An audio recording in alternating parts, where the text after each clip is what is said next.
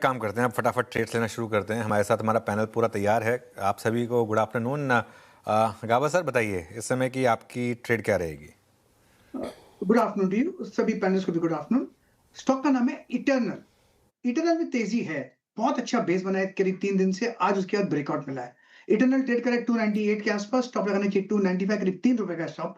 मेरे ख्याल से 310 टारगेट है, ये फर्स्ट टारगेट है। हायर जोन देखने को मिल सकते हैं इटर्नल में आते दिनों में। यस, इटर्नल और हाई जोन्स देखने को मिल सकते हैं, इसलिए रडार पर रहेगा खरीदारी की राय गाबा सर की तरफ से। मानस जी, गुड आफ्टरनून, आपकी पिक? गुड आफ्टरनून श्रेया जी। तो देखिए, जीएमआर एयरपोर्ट्स पे खरीदारी करने की राय रहेगी। करेक्शन कंप्लीट हुआ, 50 डे मूविंग एवरेज पे स्टॉक ने सपोर्ट लिया, करंट 20 डे मूविंग एवरेज को रीगेन कर लिया। आई थिंक करंट लेवल्स पे यहाँ पर खरीदारी करनी है, इस उम्मीद में कि जो रीसेंट हाई ₹110 का है, स्टॉक उसको टेस्ट करने की कोशिश करेगा। करंट लेवल्स पे खरीदारी करेंगे। ₹100.90 के स्टॉप लॉस से यहाँ पर खरीदारी करनी है, लेकिन टारगेट बड़े हैं, ₹110 तक के टारगेट्स पॉसिबल हैं। ऑप्शन में आप 104 वाला कॉल ऑप्शन जो ₹2.5 पे ट्रेड हो रहा है, उसमें खरीदारी कर सकते हैं। ₹1.30 का स्टॉप लॉस लगा लीजिए और इस ऑप्शन में ₹6 तक के आप टारगेट देख सकते हैं। ओके, चलिए अब चलते हैं अरुण जी के पास। अरुण जी, गुड आफ्टरनून, बताइए आपने क्या ट्रेड पिक किया? Anushka, good afternoon. मुझे लग रहा है यहाँ से मोमेंटम अब रिलायंस में आना चाहिए। तो रिलायंस काफी अच्छा लग रहा है। लगभग 4 दिन के हाई स्टॉक ने निकाले हैं, तो इस लेवल के आसपास बाई करें। 1544 का स्टॉप लॉस रहेगा। मुझे लग रहा है ये स्टॉक अब 1600 के आसपास जाना चाहिए। तो पोजिशनल पॉइंट ऑफ व्यू से रिलायंस को बाय करके चल सकते। रिलायंस पर खरीदारी की राय है तो एक डिस्क्लेमर प्लेट आपकी स्क्रीन पर आएगा, ध्यान से देख लीजिए इसको। अरुण कुमार मंत्री जी की तरफ से रिलायंस पर खरीदारी की राय। जतिन गेड़िया जी, गुड आफ्टरनून, बताइए आपकी पिक? Good afternoon everyone. तो हमारी जो पिक रहेगी वो भारत फोर्ज में रहेगी। एक इंटरमीडिएट फॉलिंग चैनल में से ब्रेकआउट आया है, आज 20 डे के ऊपर सस्टेन कर रहा है। हमें लगता है कि पॉजिटिव मोमेंटम कंटिन्यू रहना चाहिए। 1460 जो उसका प्रीवियस स्विंग है, वहां तक एक मूव हमें लग रहा है। तो 1405 के स्टॉप लॉस के साथ लॉन्ग करने की सलाह रहेगी 1460 के टारगेट्स के लिए। ओके, चलिए अब सोमिल के पास चला जाए। Somil, good afternoon. सोमिल, आपकी trade? Good afternoon to everyone. मेरी ट्रेड रहेगी बीपीसीएल में। ऑयल एंड गैस सेक्टर में अच्छा मोमेंटम लग रहा है। बीपीसीएल में एक करेक्टिव खत्म हुआ है, taken support at lower end of the Bollinger band on the daily charts.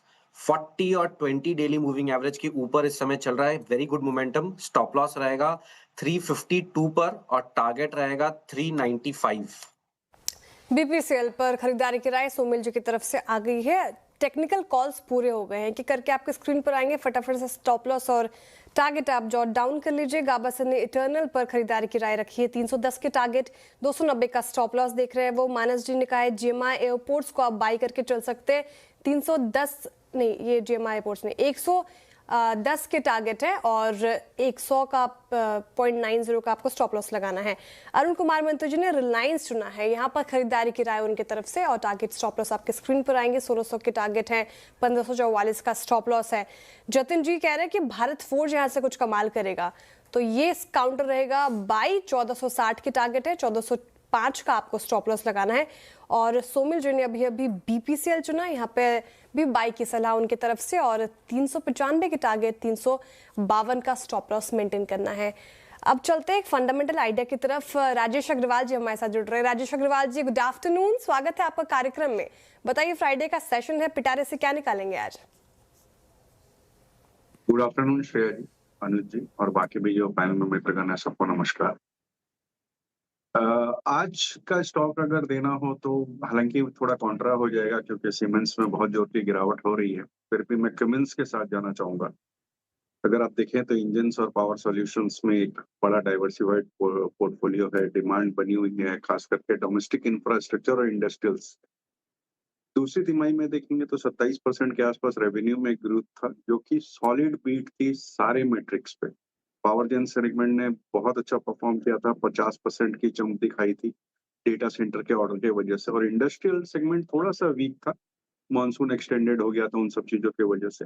लेकिन मुझे लगता है कि आने वाले दिनों में जिस तरीके के हालात बन रहे हैं, इंफ्रास्ट्रक्चर पर ग्रोथ है, केपेक्स बढ़ने वाला लगता है, उन सबको देखते हुए ये स्टॉक ₹4800 तक आने वाले 6 से 9 महीने में जा सकता है। तो यहाँ पे खरीदारी की सलाह रहेगी।